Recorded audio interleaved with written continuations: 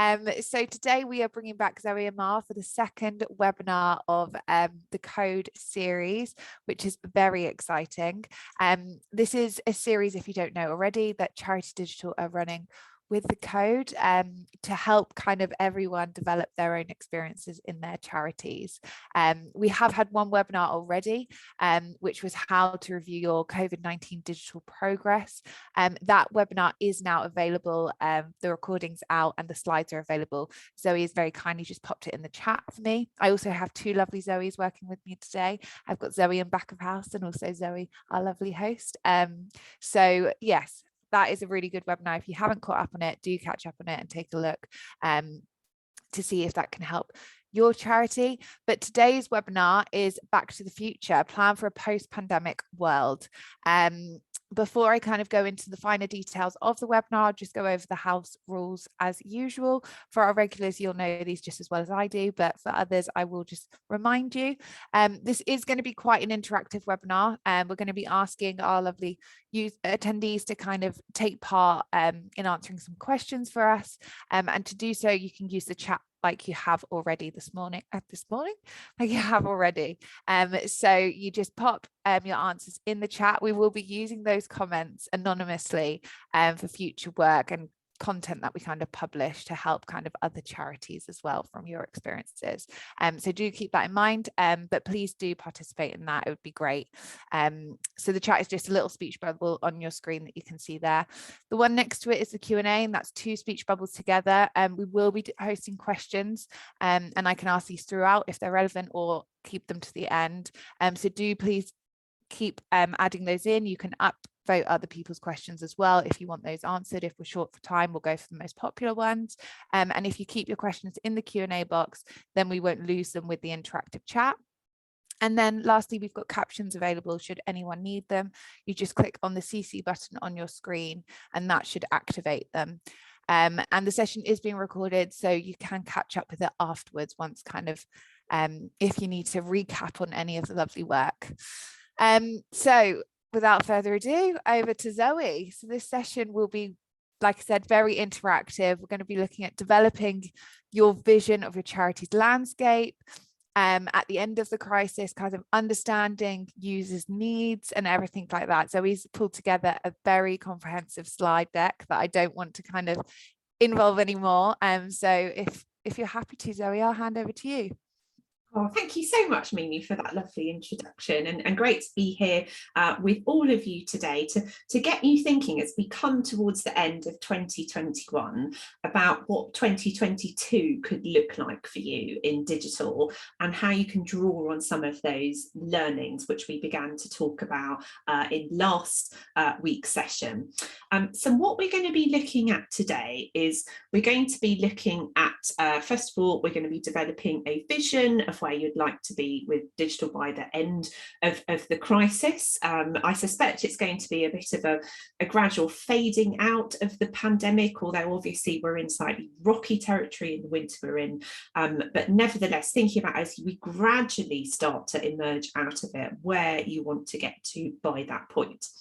We're going to be looking at your users' changing needs. I was in fact just talking to a couple of charities earlier today about how donors and supporters and beneficiary needs around digital are changing so quickly in the current climate. So how can we draw out some of your learnings about that and begin to shape that into perhaps some initial ideas about where some of those people could be over the next 6 months. And then finally, we're going to do a bit of thinking about what resources you might need in order to make your vision happen. So we will touch on that as well. So we're going to be looking at very much the headlines today. It's going to be quite quick fire. It's going to be very interactive, and hopefully it will get you thinking about where you need to go to next with digital over the next 6 months. Right, so first of all, let's begin by talking about how you can draw on some of your strengths and things that you have developed during the pandemic. Now, we've obviously seen tons and tons of digital change and adaptation and innovation during this period. And I'm sure you're all thinking ahead now to what you're going to grow and perhaps continue to develop and scale in 2022. So what I'd like you to do is to take a moment to think about this question and then pop your answer in the chat, and we will find out a bit more about where you're all at. So off you go.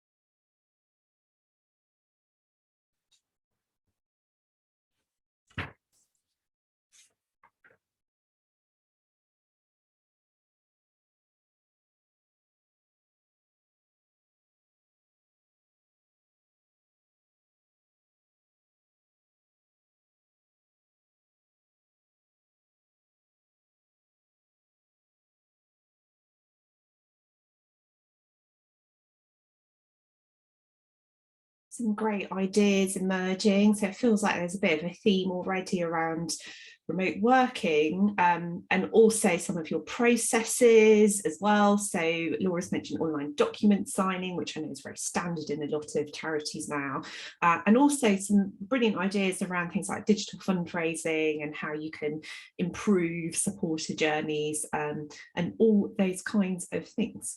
Mimi, is there anything here which has caught your eye? I don't know if there's anything which I might have missed. Yeah, there's a great comment here from Tim saying that they're looking to invest more time and energy in designing their own in-house materials. So take more pride in how they present themselves, and not just face to face. And I think that's a great point.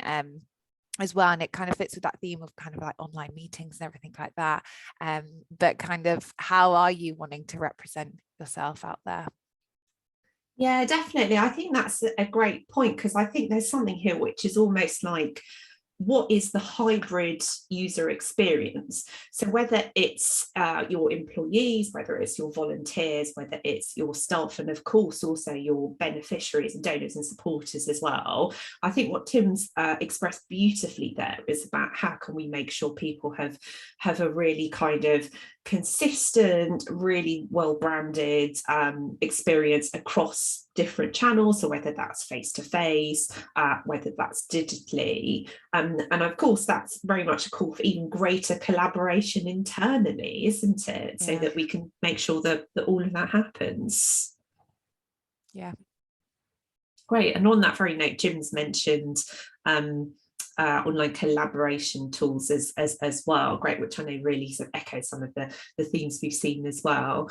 A bit of a theme that I feel that has emerged from those responses there, which is brilliant, is that there's something here, I suppose, about how digital in itself adds value to the proposition. So whether it's services, Julie, you've talked about clinical support via Zoom. Maybe there's also something here about where we create even greater value through doing stuff digitally, as we begin to think about those choices we're all making around whether we're doing these things face to face or whether we're doing them digitally. So I wonder whether that's a theme that might emerge a bit more today. Fantastic. Anything else caught your eye there, Mimi?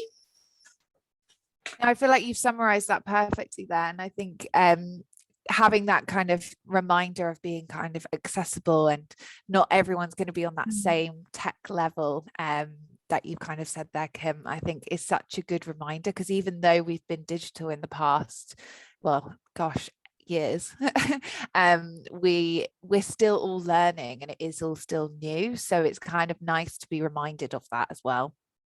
I think that's absolutely right. And Kim, I'm really pleased you put that comment in the chat. It's very, very important that this is done in an inclusive way. And very occasionally what I've seen happen in some organisations is that if you have a coterie of very tech savvy people, if that knowledge and the skills and those ways of working just stay with them, then it doesn't help the rest of the organisation transform. So you're absolutely right to raise that, Kim. I think it's a really important point which relates to leadership and also culture, and also how we all collaborate internally so that we become learning organisations, because it absolutely has to be done in a way that brings people together rather than drives them apart. So thank you for raising that. Marvellous. Okay, lovely. So we've got a great sense there of some of the changes which you would like to sustain and scale into next year. So let's dive into our first exercise. So what I want to do is to get you thinking about where you'd like your organisation to be with digital in a year's time, as if imagine that money and resources were no object and you could do anything at all. So I'm going to give you a couple of minutes to think about this. If we could wave that magic wand, where would you like to be with digital by December 22? So once you've had a chance to think about that, pop it in the chat. Thank you.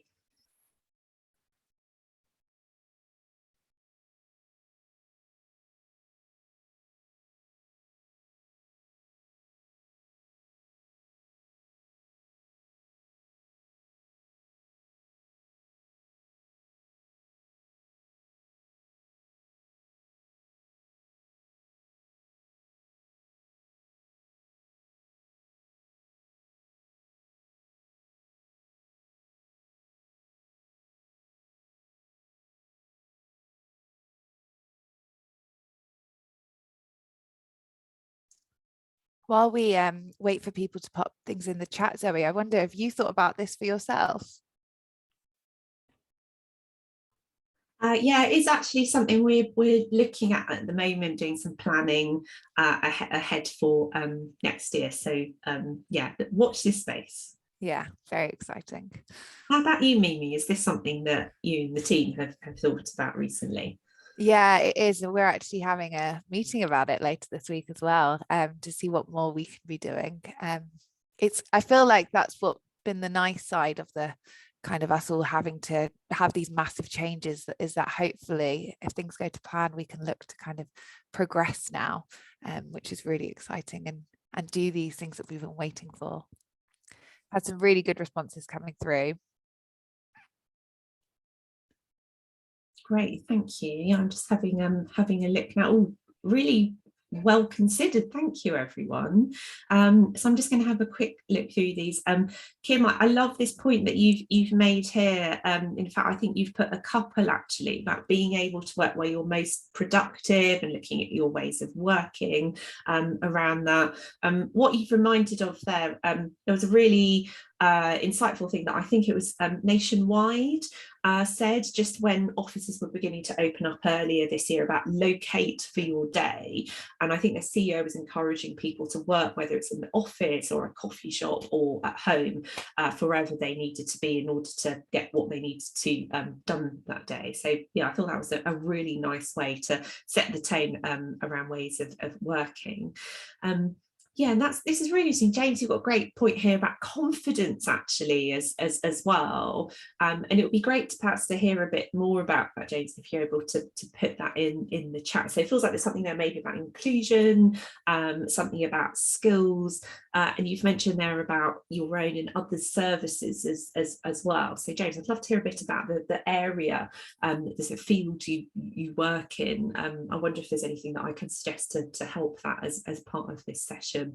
But yeah, absolutely. I think there's a point here about, what is the digital proposition that we're all offering now? How's that evolving? And how can we help people have trust in that and continue to see the value of that as maybe something to have a think about. Chris, hello, a digital director on the board. Always good to have representation of leadership at that level. Excellent.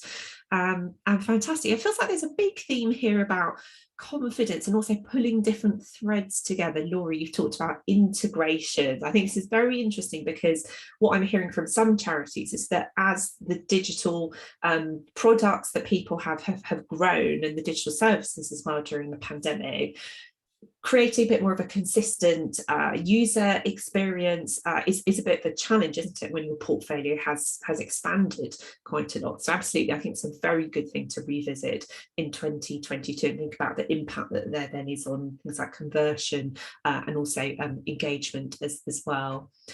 Yeah, so quite a lot of stuff here about skills as well and getting the right people in the right roles for digital, which I think is a really, really good point. Mimi, what catches your eye here? Yeah, there's loads of brilliant points here. I'm writing things down because I don't want to forget it. Shana also related to the confidence thing, which I think is really big. And I think having that kind of trust in yourself with digital and that confidence of how to use it is going to be a big thing. Paul made a brilliant comment on being in a position where there's general digital advancement and understanding throughout the organization. So not just kind of in sections, that it's actually an overarching theme for everyone, which I think is great. And then Emma has made a great comment about seamless hybrid meetings. Gosh, how beautiful would that be to have seamless hybrid meetings? But I think they all kind of, it's all something that nothing here isn't achievable, and it's all kind of stuff that's really exciting to think about. Obviously resources and budget and everything like that comes into it, definitely, but it's not, we're not asking for the whole world here. It's great. Definitely. It feels like a lot of these things are really ambitious, but they're also achievable as well. Yeah. And across the sector now, we've got lots of really good case studies that have emerged. And Mimi, I know you and the team have done some great work in that area with articles on Interactive Digital, and obviously Catalyst have got some great case studies as well. So I feel like for every single one of these needs that people have highlighted brilliantly here, there will be charities out there who've either done it or they're sort of part way towards doing it, and they've got some very good stories that they can share as well. So yeah, absolutely. I think there's lots of things here that feel like they build very nicely on the progress that you've all made during this time too. And then just finally, before we move on to the next exercise, James, you put a really good point here. I think you've expanded a bit on the point you had about confidence. And you mentioned here, many people have come to digital during COVID isolation, so they've had to learn quickly, but there's a lack of confidence in pushing learning further. And I think that's really interesting about what that natural plateau point might be for some areas of digital. So for example, there was a charity that we've worked with in the kind of social care space who were saying that with one of their interventions, there was a particular point that you could get people to when offering services digitally, but then there was only so far that you could take it. So I think that speaks to the relationship between the online and the offline, depending on the intervention and its impact. Are there then further places, different products and services that you'd want to signpost people to, whether that's face-to-face or whether that's another digital offering? So yeah, absolutely. I think it's a really good consideration that you've got there, James. Thank you. Brilliant. And then a really sort of strong theme that I've seen coming through here about really thinking for the long term, and quite a few points about investment as well. And Kim, you put a great point in there about better evidence for grant applications. And I think there are a lot of funders who are, very much getting behind this, but there's still, as we saw in the Charity Digital Skills report, quite a lot of room for improvement with funders funding more kind of core cost stuff digitally and developing their understanding as well. So I'm really pleased that you've raised that. Thank you. Lovely. Right, so many great rich ideas there. Thank you so much for that.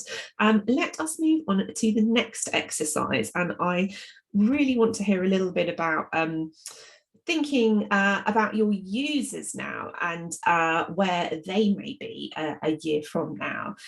So the reason why we do this exercise is to get people thinking about how people's needs are really changing during this time where we've seen a massive societal shift and people's digital needs evolve very, very rapidly.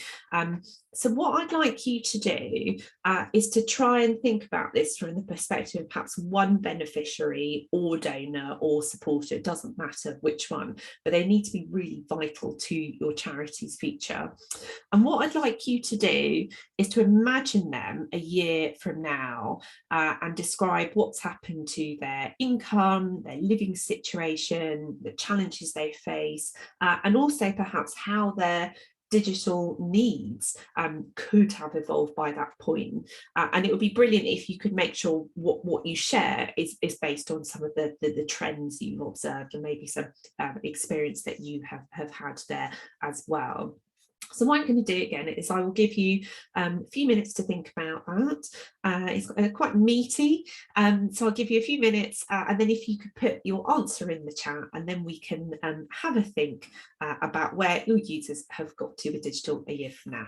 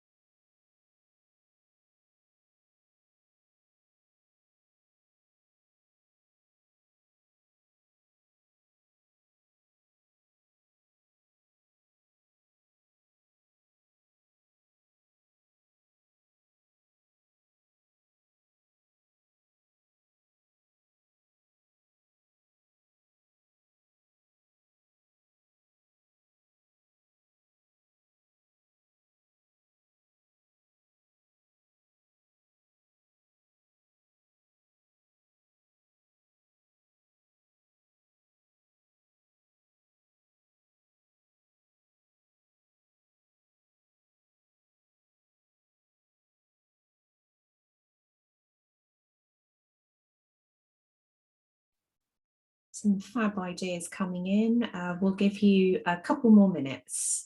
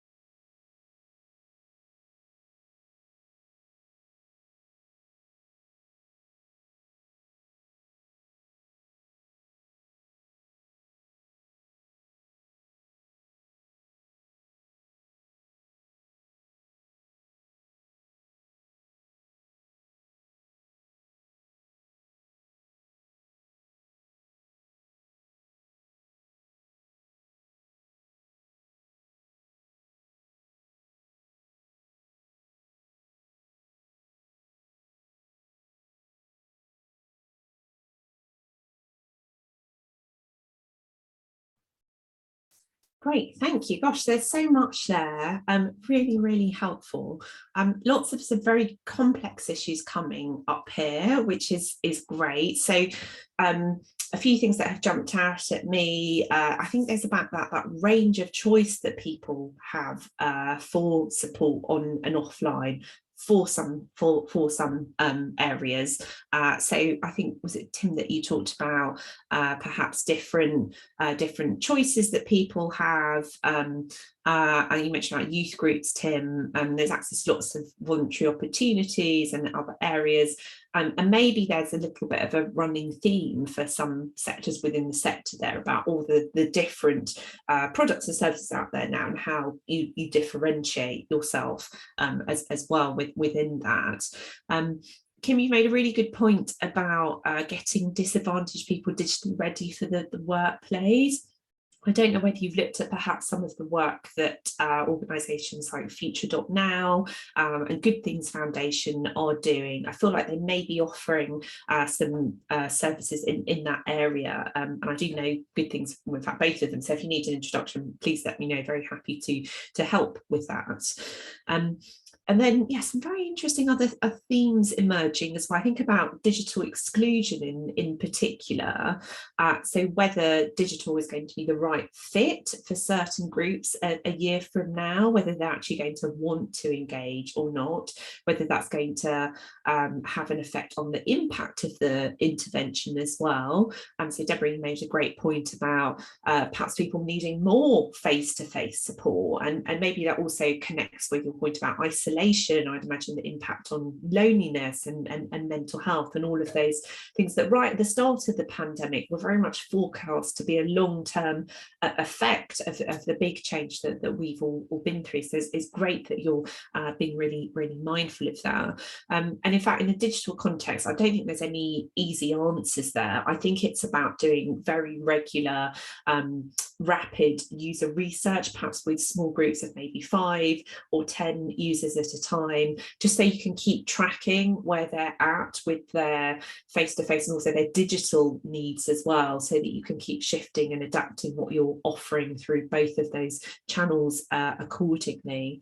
But yeah, there's some excellent stuff here, thank you, which I think that really shows how the sort of society within which we're all operating is really shifting as well. And Rupinda, you've made some great points about that, coming back to this point about having a real range of choices, and also Kim as well, the impact of more GPs offering services online as well, and then what that then means for whether people are going to sort of get the support they need as well. I think that's a really excellent point, because of course that impacts the sector too. Mimi, what's caught your eye? Yeah, I completely agree. The comment from Deborah really caught my eye also, because they're so right that digital might not be the answer for everyone, and it may not be the solution to everything, but I think digital can support on kind of journeys that can be a bit more digital. So if you do need that face-to-face aspect, it's not necessarily getting rid of that. It's about, okay, how can we use digital to support this, to let it happen, and that might help free resources elsewhere to be able to then still do those face-to-face interactions, because I do think it is so important. And I think sometimes with digital you lose that human interaction and that human touch, and so it's kind of like, how can we make sure we still do that even virtually? So I think it was really good to raise that, that it's not kind of for everyone, and it's tricky thinking of your audience in kind of a year's time. So everyone's done a really good job here kind of looking at that, especially with everything at the moment, we don't know where we are.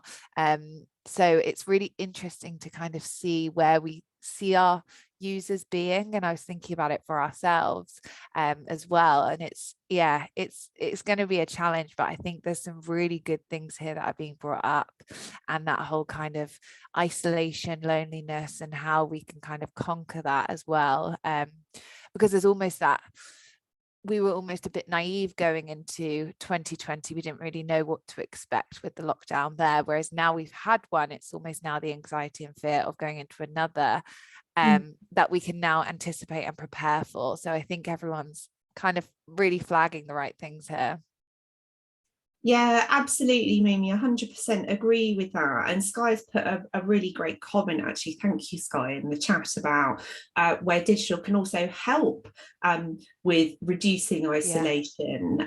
So absolutely. I mean, there was a youth charity that we were working with recently where they found that some teenagers in particular were more likely to participate in certain groups and to open up about things in a way that they just weren't comfortable to do face to face, which I thought was really interesting. So absolutely, I think there are going to be different behaviours that we see with different demographics, and every group is different. So this is where I think keeping a close eye on what people need and how those needs are evolving is absolutely key to all of this, and being flexible as well, because as you say, Mimi, a lot of this, you know, hopefully people have got some sort of evidence here, but we don't know exactly where we're all going to be in a year's time. So I think having an open mind, as well as perhaps having some different scenarios and keeping really close to what your users want and need is the way to keep making those decisions.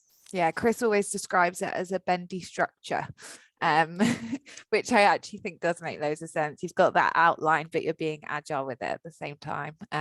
So yeah, I think everyone's on the right path there. That's really good. I really like that bendy structure. Absolutely, absolutely. And David, absolutely, I agree with you. I hope we don't all end up in the metaverse. I think that's unlikely to be built by a year's time. But yes, absolutely. I think yes, support you on that one completely. Great, thank you very much, everyone. Let's move on to the next exercise now. So we've done some great thinking there about what our users need, and you've really gone quite deep there, which is super. What I'd like you to do is, again, to start thinking about what you're going to stop, start and continue and change with your charity's use of digital a year from now, based on some of that thinking that you've done about users. So again, we'll give you a couple of minutes, have a think about that, and then pop your answers in the chat.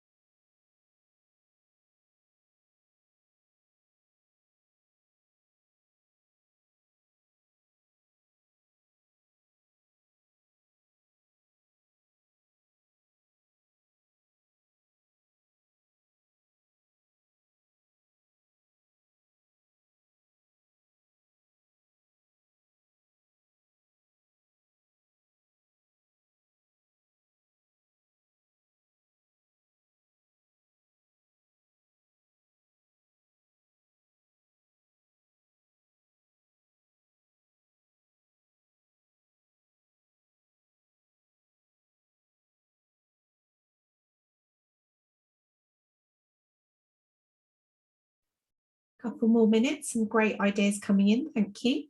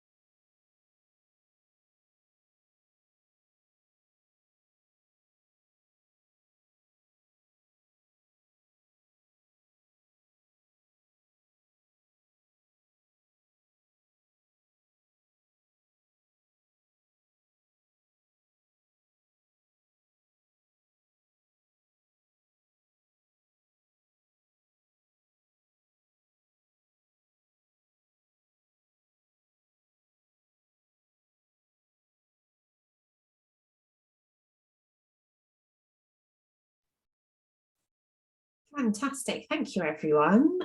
Some really, really great stuff coming through here. So it feels like there's a number of different themes which have emerged again, and actually these are quite consistent through all the different responses. So there's something here I think about creating more kind of personalized digital comms and doing some really good segmentation behind that as well. So you've got a clearer idea about how to target people and also to test some of those ideas too. There's a couple of points which have cropped up about digital maturity, which I think very much relate to sustainability. And in some ways, with the term digital maturity, but for me, I think it's really about growth and sustainability. I feel like the term is almost a little bit of a red herring in some ways. And that's very much what you've all alluded to here. How can we grow our use of digital? How can we make it sustainable? And also, how can we make the right choices for the middle to long term as well? A few people have mentioned infrastructure as well. I think that really resonates with me because one of the big challenges that we saw in the digital skills report earlier this year was about how that long-term lack of investment in digital infrastructure has really been thrown into sharp relief during the pandemic when people have been more dependent on tech. So people asking some great questions in the chat about what you invest in, how you know whether it's value for money, and also what you need to be pushing some money into for the long term as well, which is a really excellent question to ask.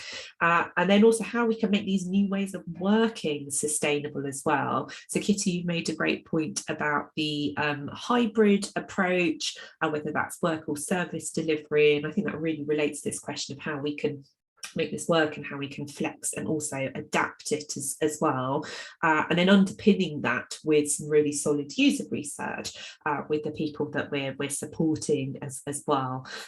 So this all looks really well thought out, everyone, so thank you very much. That's super. Mimi, what's caught your eye? Yeah, I was thinking the exact same. It's really, really good. Sky's made a brilliant comment also about being effective with digital, which I think is really good because we can get wrapped up with, and Emily Caston always says this to me about shiny new toys when it comes to digital, and it's very true. So it's kind of learning what works for you and what works for your users.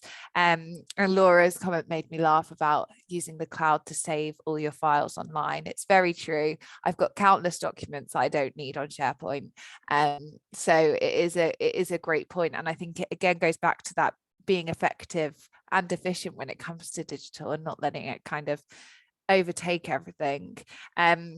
We're doing something similar to what a couple of people have mentioned of your audience and actually understanding what it is your audience needs. And I think going into kind of a new year is a good time to ask them those questions and find out a bit more about them. So yeah, that really flagged to me as well. And then also Heidi's mentioned about seeing digital as a separate and a job for just a few people, which it was a comment that was also mentioned earlier by another attendee, where it's kind of like having it more as an inclusive part of your everyday working, rather than kind of, oh, that's someone else's, they'll look after that. Yeah, it's really, really good.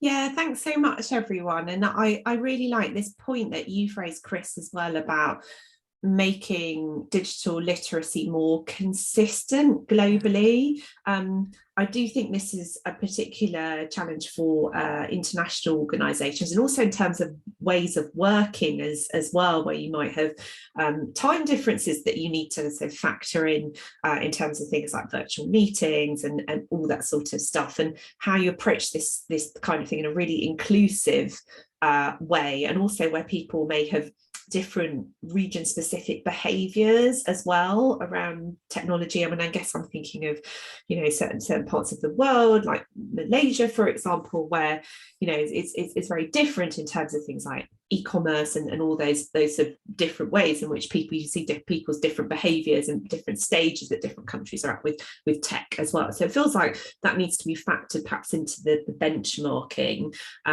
as much as comparing things to, you know, if your centre of gravity is in the UK, having that real international perspective on it.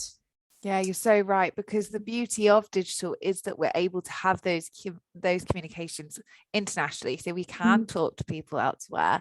But you're so right, we've got to factor in to be inclusive in that sense as well, of what's their time zone, kind of what's their capabilities, how can we help with that. So yeah, that is a great point.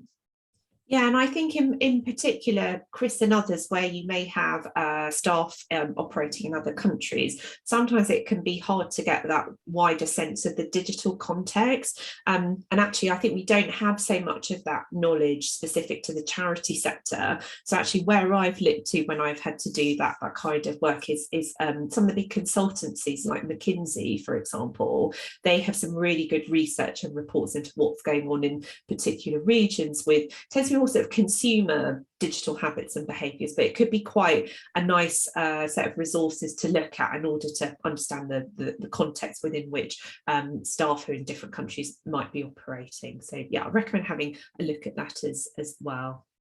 Yeah, it is a great point. And I think Heidi's brought out another point where if we do go back to physical, which we're all hoping that we do have more of, and we have that hybrid kind of things, we don't want to lose the momentum of digital, because we've done so well as a sector to do this transition in such pressing times that, yeah, you do want to keep up that momentum, and you do want to keep that kind of organization morale, kind of everyone pulling in the same direction for digital.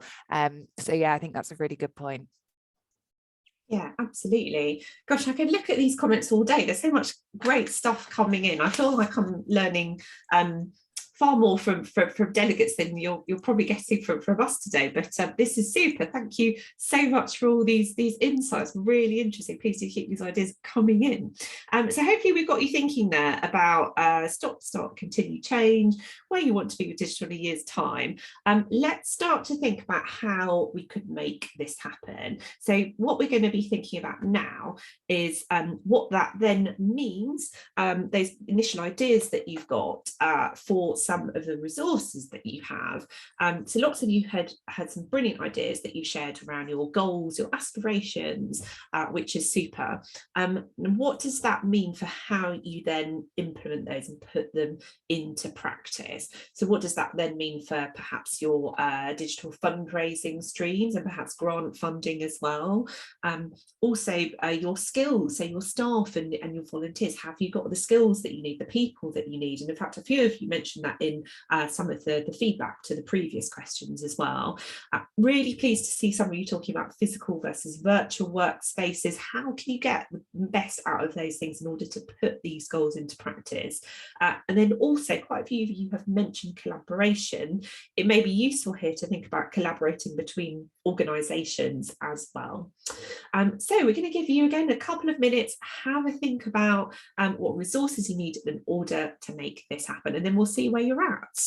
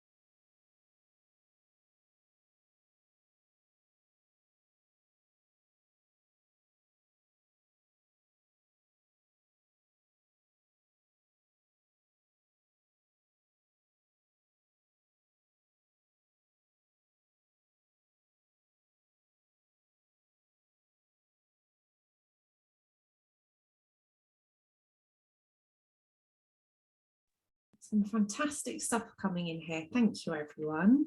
We'll just give it one more minute and then we'll have a look at what we've got here.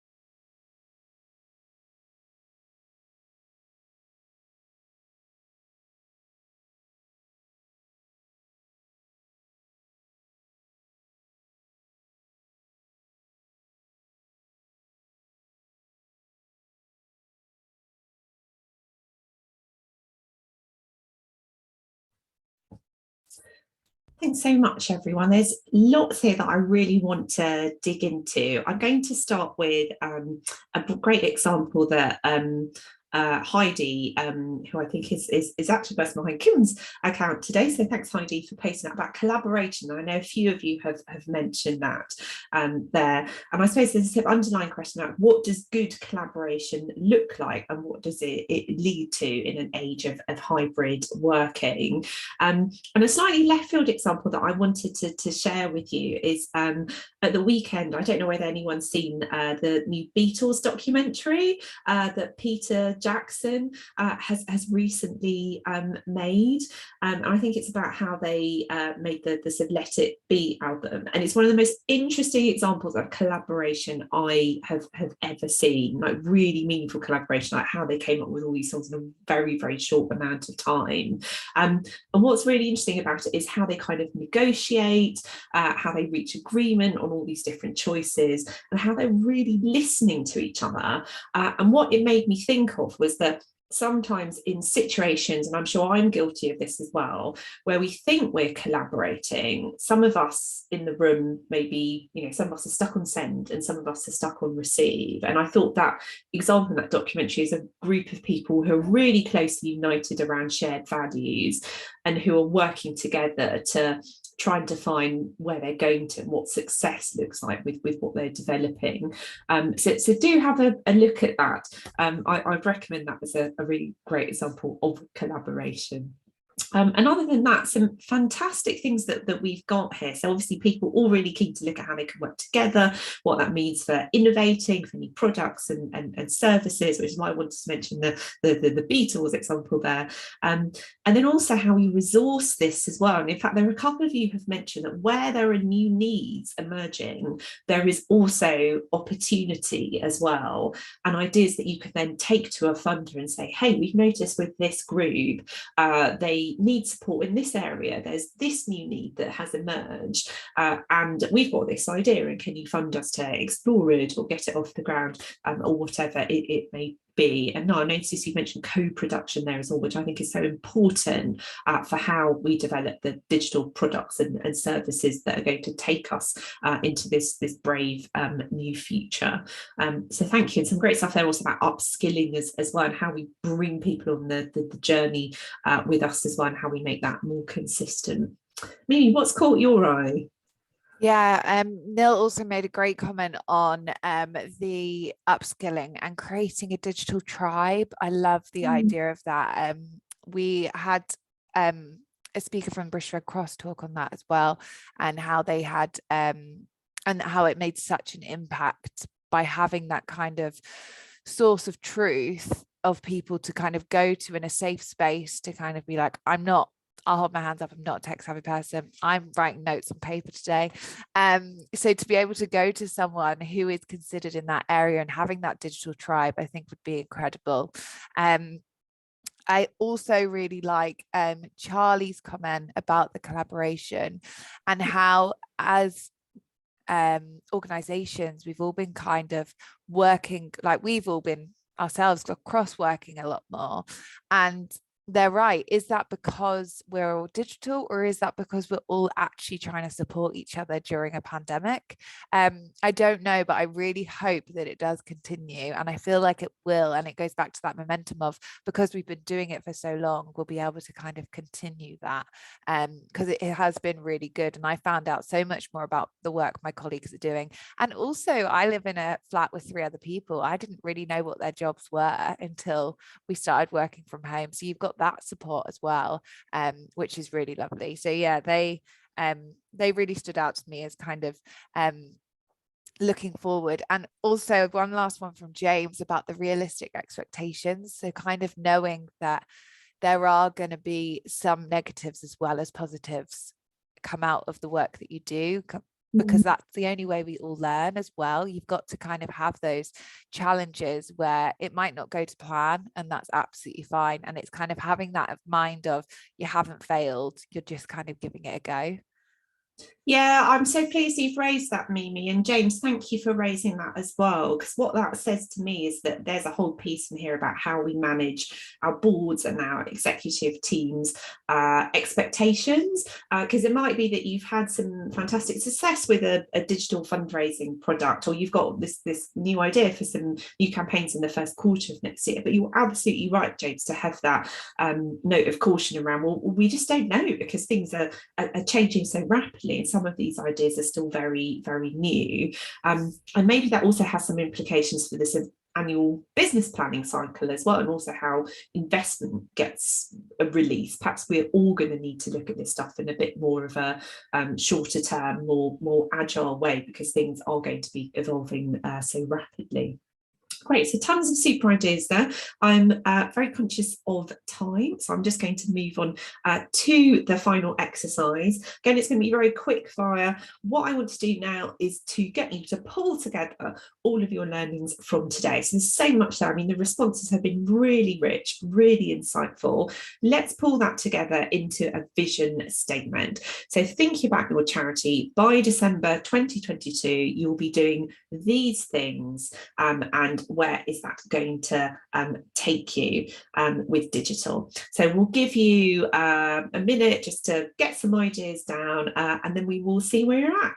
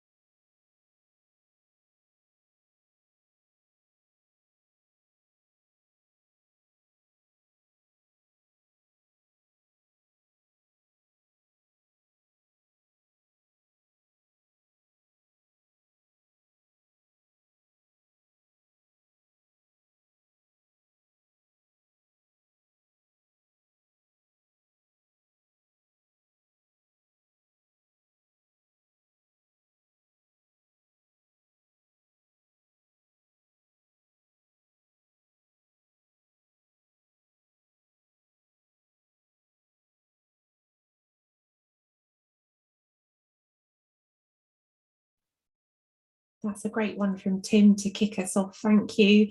And what I love that you've done there, Tim, is you're really thinking about how the sort of digital evolution of your organisation happens at a similar pace, it feels like, to those of the people that you're looking to support as well. So I think that's a really nice way to look at it. Thank you.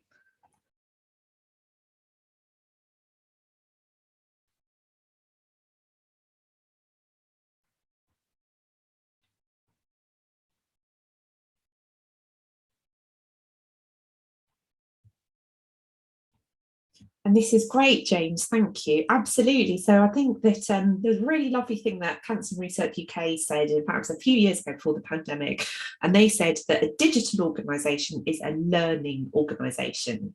And that has always stuck with me. And that very much comes across loud and clear in your brilliant comment here. It's about almost that continuous learning. How can we keep learning and upskilling people, and perhaps looking at the data and the insights to do that as much as the skills we have in-house. And really making sure that we are consulting with our staff and the people we're trying to reach as well. You're right, I think doing that continuously is really vital, and upgrading your infrastructure so you can do that effectively as well. So I think that is a very good way to look at it. And Charlie, I love the way you've mentioned there how you can make learning a bit more bite-sized as well. In fact, before this call started, Mimi and I were talking about creating really bite-sized content. You'll probably have seen a lot of podcasts are doing that now. They're just taking out little 2 or 3 minute snippets so that people can kind of get a little dose of learning, and hopefully that attracts people to see the more chunky content too. What about you, Mimi? Is there anything that stands out for you here? Yeah, I feel like a really great theme, and relating back to what we were saying before about the confidence is now actually people saying to be brave, which is really nice to see, Mm. and kind of take that chance. I feel quite motivated by everyone to kind of like, let's just go and give it a go and see what happens. And Amy's made a great point about once you do kind of, once they manage to get round to doing the kind of demographic survey using, go through their kind of users, they'll be able to communicate to them more effectively, which then in return will uplift their support and strengthen their relationship, which, I mean, what better words can you use there? That's exactly what you want for your users. So yeah, it's really exciting to see all of this. Definitely. Yeah. And I think Amy's put a great point here, some fantastic aims there, and also developing a strong digital voice, which is consistent with the heart of the organisation. I think that's really lovely. That's super. Yeah. Great, fantastic. Thank you so much, everyone. Really wonderful. Lots of learnings there, which I hope you'll take back to your organisation. Putting this into practice, we had a very helpful bit of feedback last time about action planning templates. On a related note, I've actually created a digital roadmap template, which we've linked to here. So please feel free to download that, to use that as a resource. It's just on Google Drive, so help yourself to that. Hopefully it'll be a good way to put your actions from today into practice. I think we do have a minute or two now, so if anyone's got any questions or any thoughts on how you'd like the Charity Digital Code of Practice to support you as we go into 2022, please do pop your ideas in the chat. We'd love to look at what we can do to help you all. And we've also got some slides just at the very end of this deck, just linking to some additional digital resources to help you, such as Digital Candle and also Catalyst as well. So please do have a look through the deck when Mimi sends that out too. So yeah, we're around for a couple of minutes if anyone wants to put any thoughts in the chat about any other support you'd like from the code with your ongoing growth of digital. Yeah, it's been brilliant seeing everyone's kind of feedback and everything, and all the resources that Zoe's mentioned there will release with the slides and the recording. Hopefully get that out to you next week so that you can keep that momentum. While we're also kind of waiting to kind of get comments back, we do have one last webinar of the series with Zoe, but this series not last altogether. And it's on the 11th of January, so starting back in the new year, on how to get buy-in from senior stakeholders for digital. So anyone that's wanting to kind of come along to that, you can register, and if not, you can grab the recording afterwards as well. But it's been brilliant having everyone get involved. Yeah, definitely. Some lovely comments in the chat about people learning from each other. And I certainly learned loads from everyone today. And I think all the things that are going on right now out there, the change that you're all leading is genuinely really exciting and really inspiring. So keep going and let us know how you get on. Yeah, definitely. And there isn't actually a charity digital forum, Chris, but we do have a Facebook group which we can share with you, and that's a great place again to build that community and chat to each other on kind of everything that you're working on. So yeah, it's really good. I was saying before the webinar started that Zoe does a great job of getting everyone involved in these webinars, and you have been a brilliant audience, so thank you all so much. Thank you very much, everyone. Well, thank you so much for coming. There's loads of great ideas in the chat, so we'll have a look at those after this session. It's been brilliant to see you all. Thanks so much for your ideas and for inspiring everyone else on this webinar. And we hope to see you at the next session in January. Yeah, thank you all so much. Zoe touched on this earlier, but there will be a feedback form as you leave. If you can leave your feedback, that would be great, so we can make sure that the one on the 11th is even better than this one. Yeah, and thank you all. We'll chat to you soon. Thanks, everyone. See you soon. Have a great Christmas.